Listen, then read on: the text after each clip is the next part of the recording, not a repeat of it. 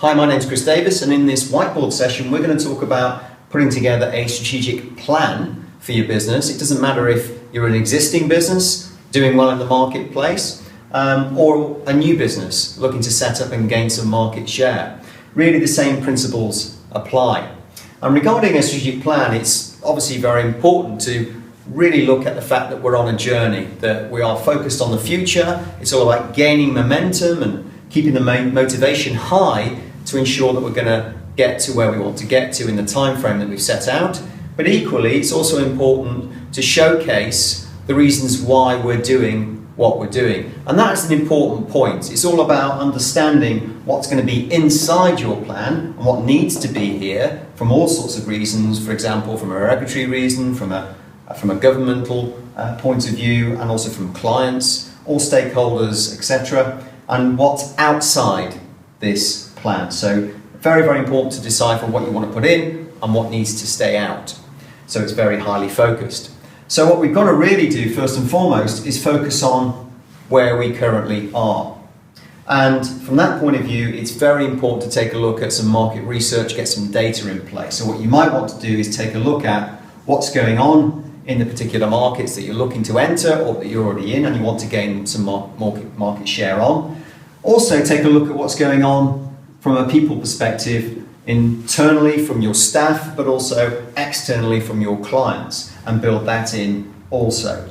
What you can do is build in tools. You can look at strengths, weaknesses, opportunities, threats. You can look at Porter's 5 forces, and there are separate videos on both of these particular issues, which is really looking at competitive rivalry, for example. And once we've got all that data, we can then really decide, what is the best path to travel on. What we want to do is obviously create as straight a path as possible to get to where we want to end up at, and whatever that time frame is as well. So that has to be clear, it has to be defined, and it really has to be ideally as direct a line as possible. Obviously in the real world, we will slip off that, but we need to put metrics and controls in place, which will be in this plan, to ensure that we're staying on track all the way through.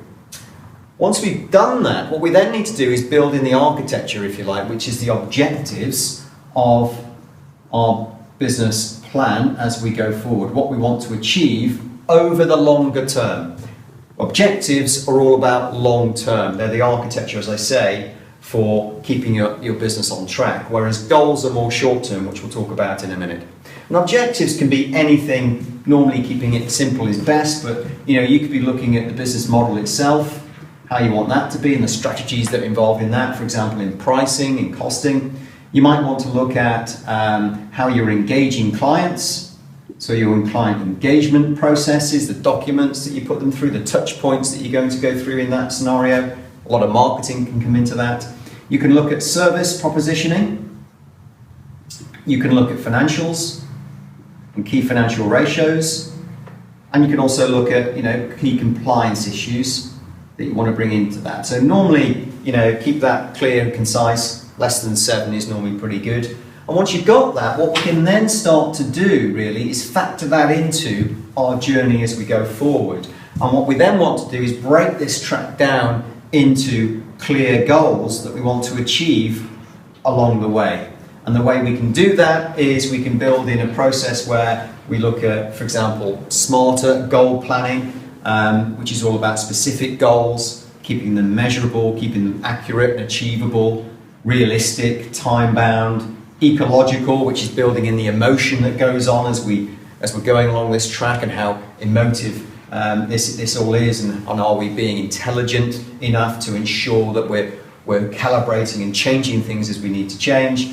And obviously that goals are reviewed on a consistent basis, again, to ensure that we're keeping track.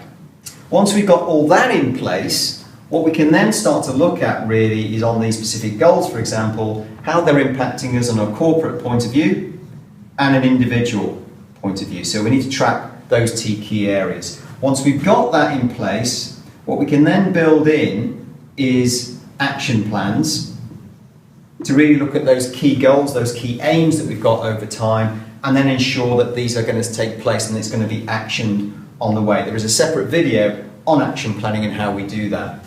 Once that's in place, what we've then really got is key, what we call corporate governance and management information, okay, to ensure that all this is staying on track as we go along.